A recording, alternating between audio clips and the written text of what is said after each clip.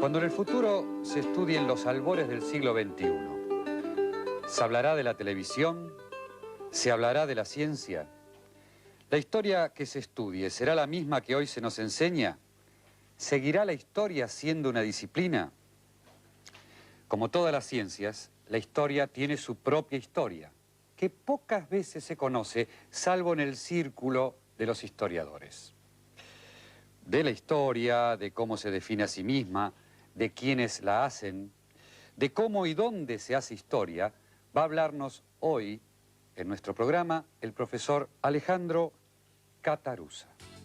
Yo voy a intentar explicar hoy qué es la historia. Y para esa tarea me parecía importante comenzar señalando que tanto los historiadores como los profesores de historia solemos estar convencidos de que somos capaces de estudiar el pasado, de investigarlo, de escribir libros y artículos sobre él, de publicarlos y hasta de lograr que quienes leen esos libros y se preocupan por escuchar nuestras conferencias o nuestras clases encuentren algo de entretenimiento y de utilidad en ellos. Ahora, los historiadores y los profesores de historia estamos también convencidos de que no son nuestros relatos los únicos que circulan, los únicos que se producen y que existen acerca de las cosas que ocurrieron en el pasado. En realidad, desde tiempos muy tempranos de la humanidad, los hombres, por distintos medios, evocaron las épocas que los habían precedido.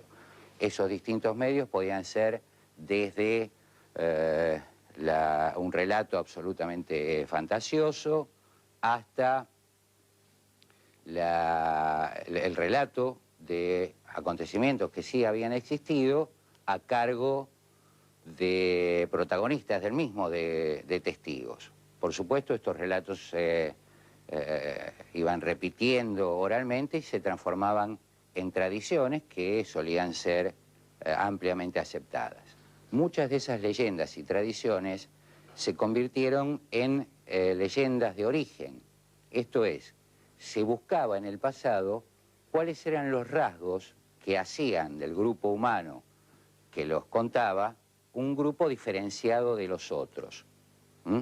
Entonces, desde aquellos tiempos tan tempranos, se fue tejiendo una relación muy compleja, muy inestable entre esas leyendas de origen, los mitos, la memoria, la identidad, es decir, aquello que distingue a un pueblo de otro, conjunto, como les digo, muy inestable y muy complejo, al que luego, en el siglo XIX, se iba a incorporar la historia como disciplina científica.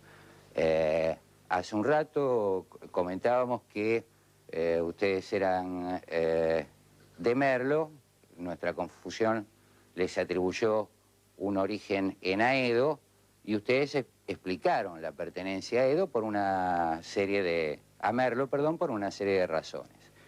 Esa identidad puede tener que ver con el pasado, no solo del colectivo que vive en Merlo, del grupo humano que vive en Merlo, sino con el pasado de ustedes mismos. Yo había comentado que circulaban muchos tipos de evocación del pasado a través de la cultura oral, pero había también libros de historia. En el mundo de los libros, sin embargo, el acontecimiento principal, o al menos uno muy importante, fue el de la invención de la imprenta. Y esos libros impresos también, desde el comienzo, apelaron a la biografía, a estudios que se pretendían históricos, a análisis de situaciones políticas precedidos de estudios de lo que había ocurrido en el pasado. De modo que comenzaba a encontrarse un nuevo sostén, el libro impreso, para estas evocaciones del pasado que el hombre ya venía practicando de mucho tiempo atrás.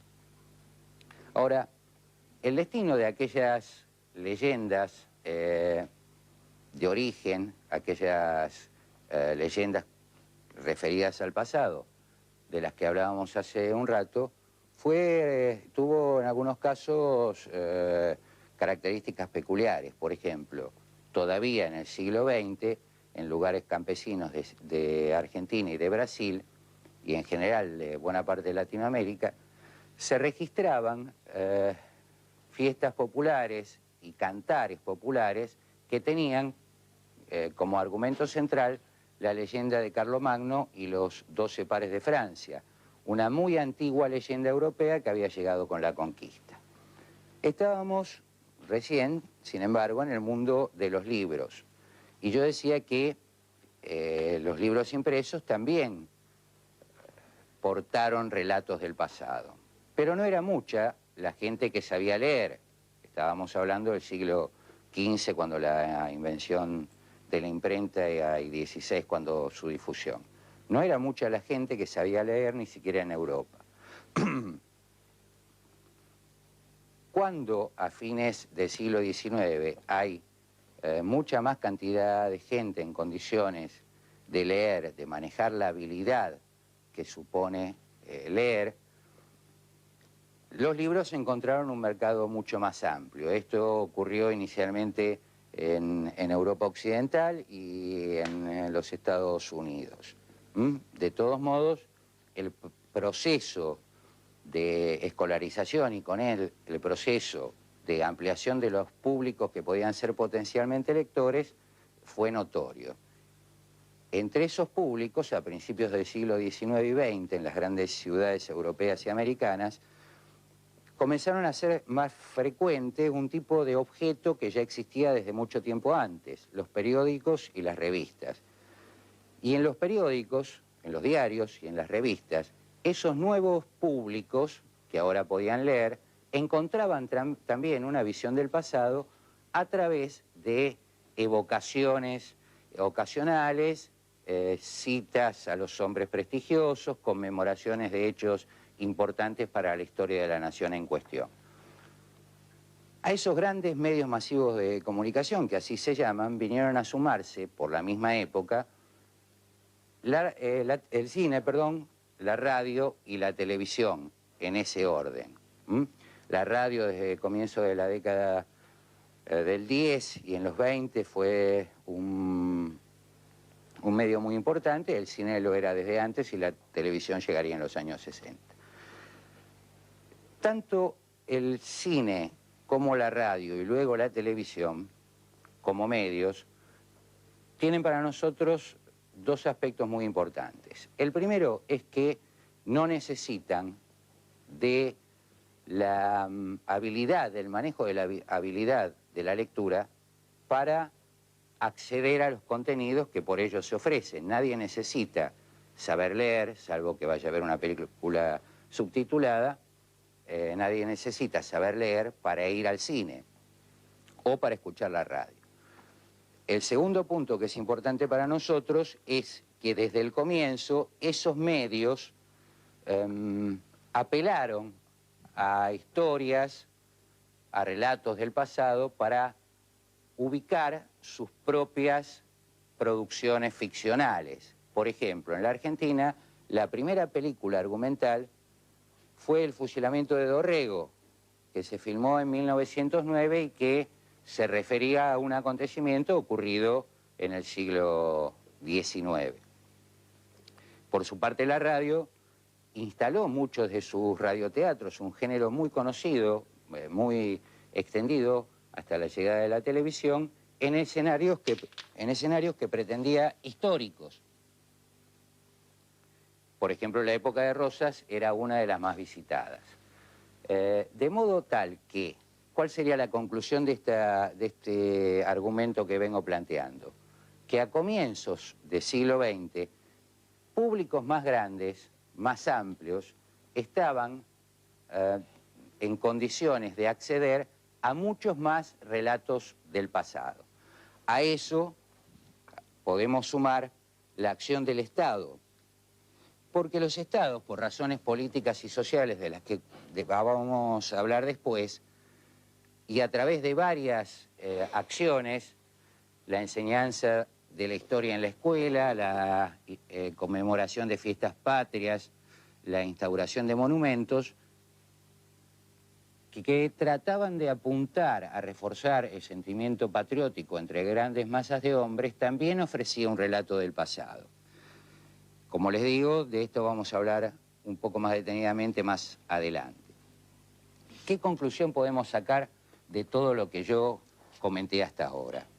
En principio, que el relato de los historiadores es solo un relato peculiar, entre muchos otros, del pasado. Si estamos de acuerdo con esta proposición, quedaría pendiente la pregunta acerca de si hay alguna característica particular que distinga el saber que los historiadores construyen del pasado de aquel otro que construyen diversas instituciones intelectuales, actores sociales.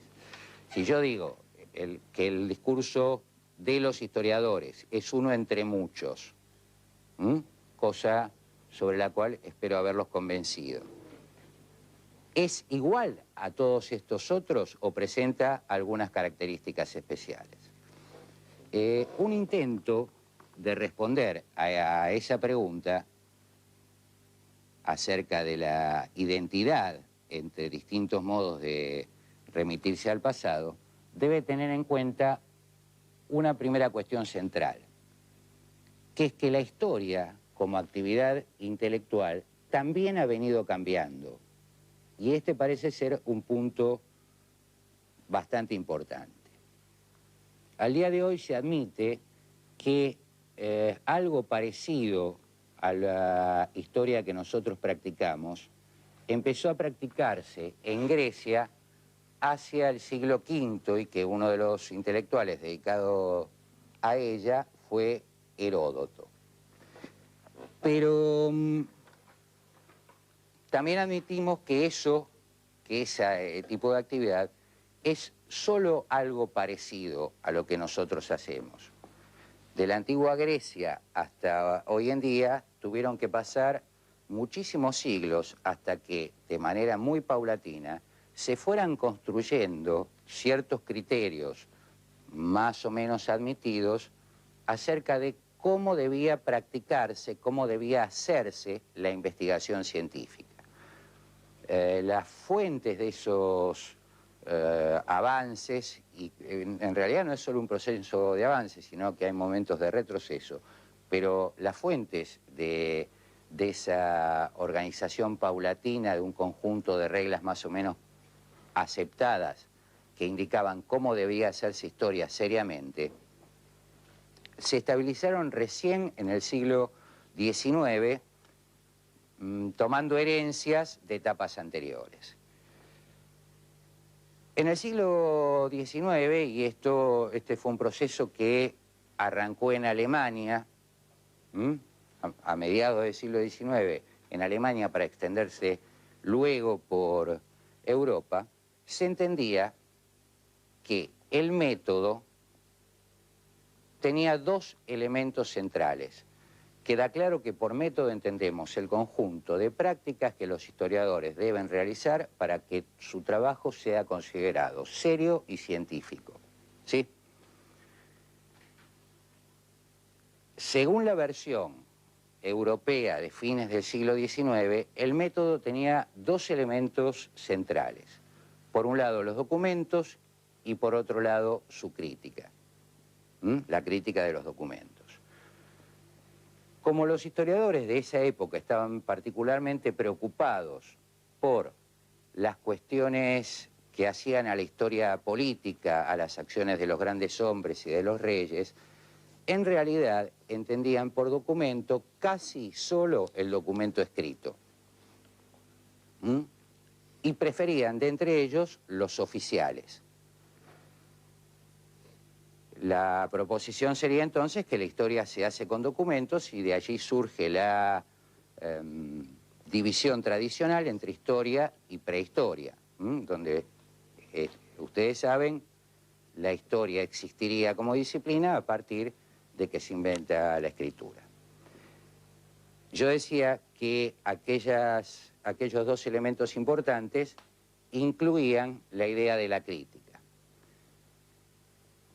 aquellos hombres de fines del 19, aquellos historiadores, estaban convencidos que la crítica debía ser de dos tipos, crítica de autenticidad y de veracidad. La de autenticidad debía determinar si el documento en cuestión era auténtico, es decir, había sido producido en la época en que decía ser producido, y la de veracidad debía decidir si el documento en cuestión decía la verdad. Sin embargo, esa estabilización del método histórico tuvo un efecto también muy importante para los historiadores, que fue que ella permitió la transformación de una actividad intelectual practicada libremente en una disciplina profesional. ¿Esto qué es lo que quiere decir? Que dotada de un método, la historia pretendía, aspiraba a convertirse en una disciplina científica. Pero además, si el método estaba en el centro, ese método debía enseñarse en ciertas instituciones. Esas instituciones fueron también a los comienzos del proceso en Alemania, las universidades. Allí se enseñaba el método y se habilitaba a los estudiantes a que fueran investigadores o profesores de historia. De modo que a fines del siglo XIX tenemos convertido, como yo decía, a la historia en una disciplina científica en la medida que dispone de un método y profesional en la medida en que dispone de unos nuevos cargos que pueden ser ocupados solo por los historiadores. Ya que hablamos de los historiadores, me parece que los alumnos ya tienen un montón de preguntas para un historiador. ¿Le parece si contestamos algunas antes de continuar la clase? ¿Cómo no? ¿Quién quiere comenzar, chicos? Jessica. ¿La tarea del historiador es similar a la del detective? Bueno, la pregunta de Jessica es una pregunta muy actual, pero que a la vez ha sido formulada por historiadores desde hace unos 70 años. Algunos han sostenido que la tarea del historiador era, por ejemplo, exactamente igual a la que desarrollaba Sherlock Holmes o a la de Hércules Poirot, otro detective de ficción. ¿Por qué estaría ameritada la comparación? Porque el historiador, como el detective, no se encuentra directamente con su objeto de estudio, con la realidad que está estudiando. Un detective tiene que estudiar un asesinato que no ve o un robo del que solo han quedado huellas. Los historiadores tenemos que estudiar el pasado y el pasado no podemos verlo ni acceder a él directamente. Solo quedan huellas que son nuestras fuentes. De modo que ambos saberes, el del detective y el del historiador, operarían con indicios. Indicios de qué fue lo que ocurrió. A partir de ese indicio, el historiador y el detective reconstruyen qué fue lo que pasó. Un historiador italiano muy importante, Carlo Ginzburg, de quien por aquí había algún libro, llegó a señalar que además de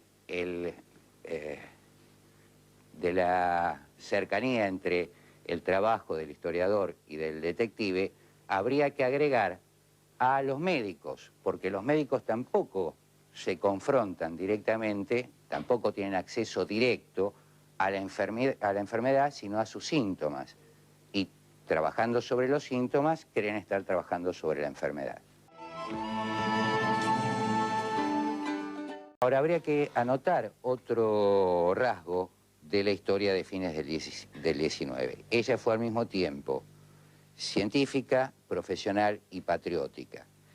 Patriótica porque hubo en esa misma época una fuerte demanda por parte del Estado por utilizar a la historia a través de varios mecanismos, la enseñanza de la historia en la escuela, la construcción de un relato del pasado nacional a través de las fiestas o de la inauguración de monumentos y estatuas, decía, hubo una fuerte demanda por utilizar a la historia en la constitución de identidades nacionales, tanto en Europa como en América Latina. En la Argentina este proceso se vio alentado además por la llegada de grandes masas de hombres. El Estado entendía entonces que la historia podría contribuir a reforzar el sentimiento patriótico de grandes grupos sociales, tanto a través de la enseñanza como de estas otras prácticas que yo comenté anteriormente.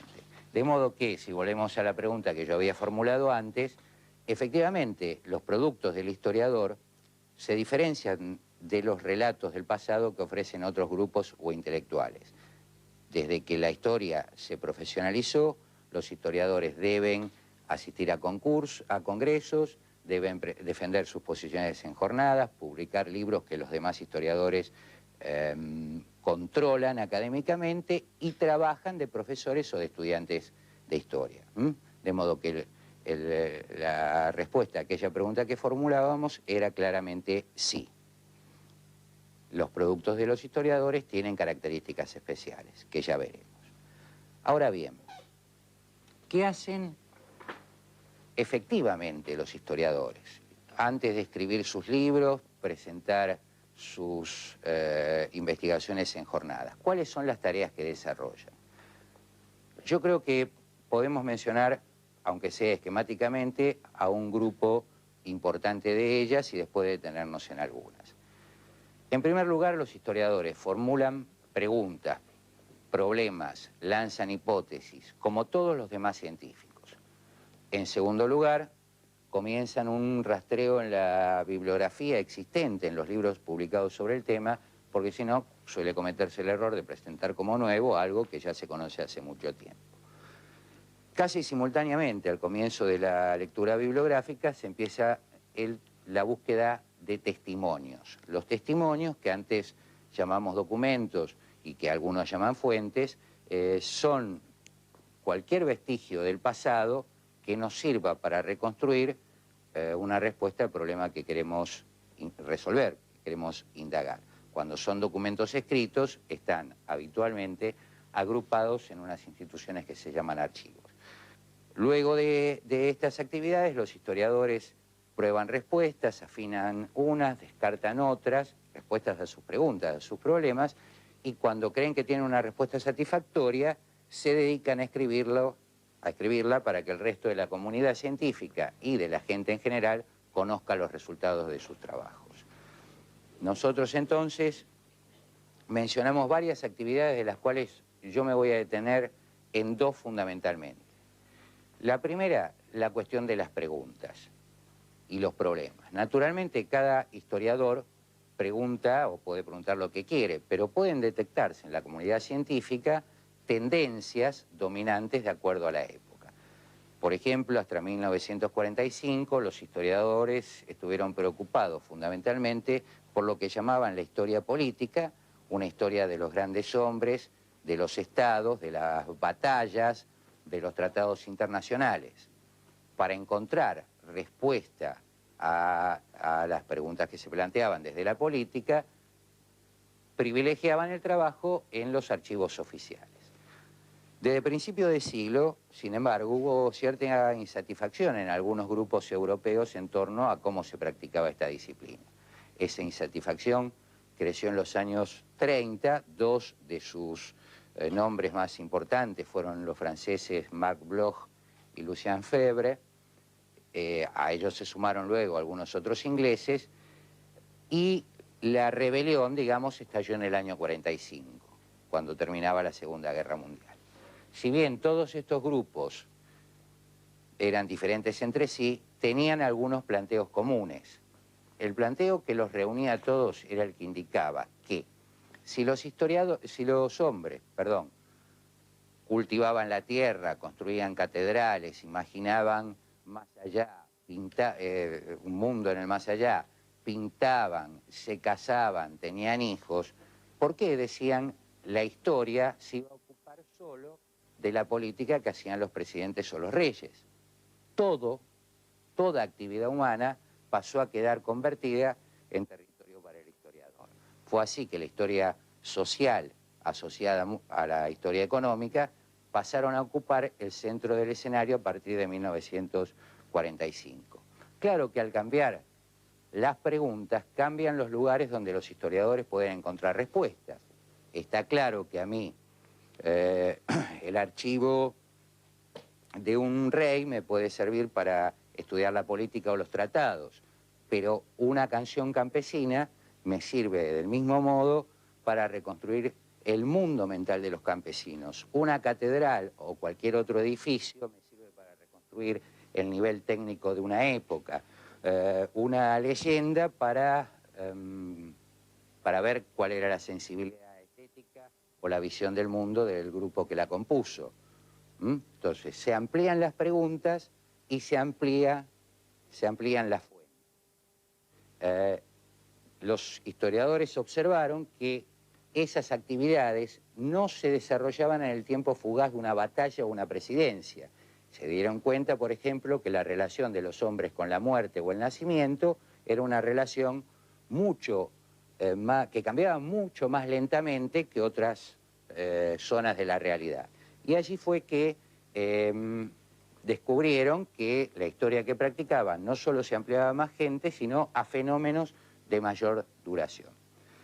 La historia económica y social ocupó el centro del escenario entre 1945 y 1970. A partir de 1970 se agregaron otros frentes de investigación a los grupos más dinámicos de la historia, que esta vez ya no se preocupaban tanto por las determinaciones económicas y sociales, sino por problemas tales como las representaciones colectivas del mundo, las relaciones de autoridad, poder y afecto entre hombres y mujeres dentro de la familia o fuera de ella,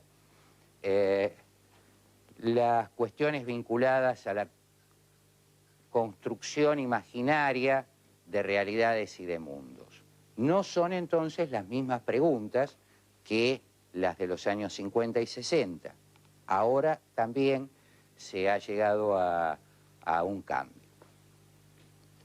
Si hacemos un balance, entonces, de las transformaciones de la historia a lo largo del siglo XX, vemos que se pasa de la confianza absoluta en el método a principios de siglo y el privilegio otorgado a la historia política como clave para entender todo el pasado, a la historia económica y social en los años 50 y 60 y a la admisión de la pluralidad de métodos, la apertura a estas otras cuestiones de la vida privada, la historia de los jóvenes, la historia de la infancia, la historia de las mujeres, y a una duda de la que quizá en algún momento podemos hablar acerca de la condición científica del discurso, de los textos producidos por los historiadores. Profesor, usted comentó que la historia se construye a partir de preguntas. Así es. Y en nuestro programa hoy hay muchísimas preguntas y sería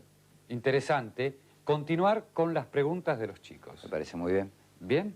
Bueno, sí. Si quieren empezar, ¿quién quiere empezar? Yo. Bien, Ezequiel. Sí, si la historia puede ser objetiva y si puede alcanzar la verdad. Bueno.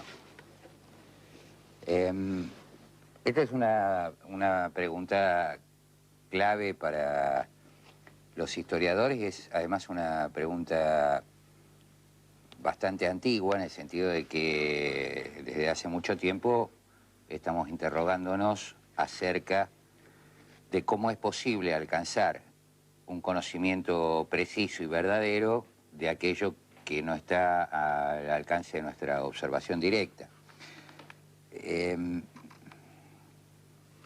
Lo que hoy se admite es que la historia llega a un tipo de verdad particular, provisoria, que puede ser mejorada a través de la aplicación de nuevos métodos o de nuevos descubrimientos. En ese sentido, no es una verdad del tipo de la que puede construir la ciencia matemática o la ciencia físico-matemática, pero es un tipo de verdad construida científicamente. La otra cuestión era la de la objetividad, y aquí se abre el problema de la interpretación. En un sentido, si por hacer historia nosotros entendemos saber qué efectivamente ocurrió el 25 de mayo de 1810 en el Cabildo de Buenos Aires, es probable que eso lo sepamos. Lo que los historiadores entendemos hoy es que con eso no alcanza para hacer historia aún objetiva, sino que hay involucrada en nuestra tarea una cuota de interpretación y de explicación que no surge solo del establecimiento de los hechos. Algo que ocurrió ayer, ¿es historia? ¿Ayer? Sí. Sí, formalmente sí. Algo que ocurrió hace muy poco tiempo podría ser una pregunta más genérica.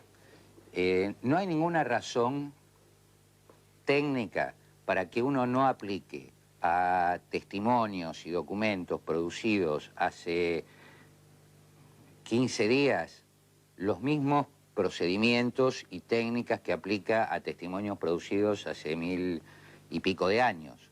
No hay nada que se halle en la naturaleza de esos testimonios que impida que sean analizados, como analizamos otros. Lo que sí es cierto es que para el historiador suele ser más complejo el análisis de procesos que están muy cercanos a nosotros, entre otras cosas porque esos procesos no alcanzaron su final. Es decir, si uno estudia hoy la Edad Media o la vida campesina en el antiguo régimen antes de la Revolución Industrial, sabe cuál fue el final del proceso. Entonces puede recortar un objeto de estudio con un comienzo y un final, aunque sean vagos. Si en cambio un historiador pone a estudiar un proceso que comenzó hace 15 años y que todavía hoy no ha terminado, digamos por ejemplo, el de la desocupación como dato central de la economía argentina, o el de la acumulación de camadas generacionales sin empleo estable, fijo, protegido y en cambio sometido a empleo precario, es probable que todavía no se pueda hacer una historia más o menos acabada de esto porque el proceso todavía continúa. Yo. ¿Vos? ¿Por qué es importante estudiar la historia? ¿Por qué es importante estudiar la historia? Esta sería la pregunta que a mí me serviría para plantear una especie de síntesis de lo que estuvimos hablando hasta ahora. Quiero decir, todo esto que nosotros comentamos podría perfectamente ser constituir un conjunto de datos más o menos interesantes y, en el mejor de los casos, más o menos entretenidos en torno a una profesión que, como ustedes vieron, finalmente no es tan vieja, y no pasar de ahí. Pero quedaba pendiente una pregunta que puede ser la que ella planteaba recién, y podría plantearse de otro modo. ¿Para qué sirve? ¿Cuál es el sentido? ¿Para qué? ¿Qué utilidad puede tener estudiar historia? Y no solo estudiar, digo, investigar, sostener instituciones que reciben dinero del Estado para hacer estas investigaciones. Puesto de otra manera, podríamos preguntarnos, y esto lo hacía otro historiador francés que yo mencioné a lo largo del encuentro, llamado Marc Bloch, ¿para qué sirve la historia? Esa pregunta se la formulaba, decía Bloch, un hijo a su padre. Con lo cual tendríamos el problema de para qué sirve en general y para qué sirve con los jóvenes. En principio, yo creo que sirve porque buena parte de lo que está ocurriendo hoy en día depende de lo que ocurrió en el pasado. De modo tal que uno de los únicos modos de entender qué es lo que nos está pasando es saber qué fue lo que nos pasó. Y a veces lo que nos pasó no en un tiempo muy lejano. Ustedes están viviendo hoy en día procesos que afectan la vida de ustedes de todos los días que comenzaron hace más de 25 años atrás. Entonces, si uno busca entender qué es lo que está pasando hoy, debe remitirse inapelablemente, no hay modo de escapar al estudio, a la investigación del pasado. La otra pregunta sería, o mejor dicho, la otra respuesta, perdón, iría a un sentido menos evidente de la tarea que desarrolla tanto el investigador como el profesor de historia. Por debajo de nuestra tarea hay una actividad que nosotros desarrollamos y que creemos puede servir de entrenamiento. Yo creo que la historia, además de permitir explicar cosas del presente, entrena a quien la investiga, a quien la enseña y a quien la aprende, entrena, decía, en un tipo de pensamiento más astuto, más desconfiado acerca de aquello que aparece a primera vista, un pensamiento más crítico. Si la historia ofrece herramientas para entender el presente, pero además la historia entrena a quienes enseñamos y aprendemos la materia en un pensamiento más crítico, a mí me parece que la respuesta acerca de su utilidad es bastante clara.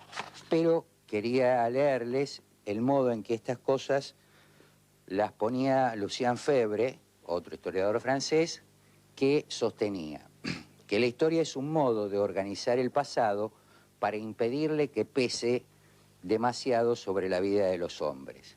Esta es su función social.